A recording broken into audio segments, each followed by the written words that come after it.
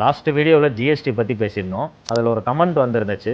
Old gold நாங்கள் உங்களுக்கு கொடுக்குறோம், அதில் ஜிஎஸ்டி நீங்கள் ஏன் எங்களுக்கு தர மாட்டேங்கிற மாதிரி கேட்டிருந்தாங்க. அதுக்கான வீடியோ தான் இது. எப்பயுமே ஓல்டு கோல்டுக்கு நீங்கள் கஸ்டமர் வந்து எங்களுக்கு கொடுத்தோம்னா அதில் நாங்கள் ஜிஎஸ்டி கொடுக்க மாட்டோம். ஏன்னு பார்த்தோம்னா ஜிஎஸ்டின்றது யாருக்கு போகிறதுனா கவர்மெண்ட்டுக்கு போகிறது. தனிப்பட்ட முறையில் யாரும் எடுக்கிறது கிடையாது. இப்போ நான் உங்கள்கிட்ட கஸ்டமர்கிட்ட உங்கள்கிட்ட நான் ஜிஎஸ்டி வாங்குறேன், ஒரு பொருள் செல் பண்ணினா அந்த ஜிஎஸ்டியை நான் வச்சுக்க போகிறது கிடையாது. மந்த் நான் ஃபைல் பண்ணுவேன், ஜிஎஸ்டி கவர்மெண்ட்டுக்கு நான் அதில் கொடுப்பேன். அதே தான் இது. ஒவ்வொரு ஜிஎஸ்டியுமே கன்சியூமர்ஸ் யாருக்குமே போகாது.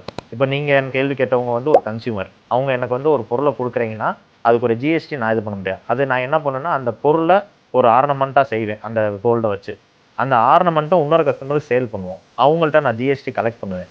அந்த ஜிஎஸ்டியை நான் மறுபடியும் நான் கவர்மெண்ட்டுக்கு நான் ஃபைல் பண்ணுவேன். இதுதான் அந்த இதோட கான்செப்ட். அதனால அந்த ஜிஎஸ்டி நாங்கள் கொடுக்குறதும் முறை கிடையாது, அதை வாங்கி நாங்கள் வச்சிருந்தாலும் முறை கிடையாது. வாங்குற ஜிஎஸ்டி நாங்கள் கவர்மெண்ட்டுக்கு கொடுத்தா ஆகும். இது மாதிரி வேறு ஏதாவது டவுட்ஸ் இருந்தாலும் கமெண்ட் பண்ணுங்கள். அடுத்தடுத்த வீடியோவில் நீங்கள் அதை பற்றி பார்ப்பீங்க.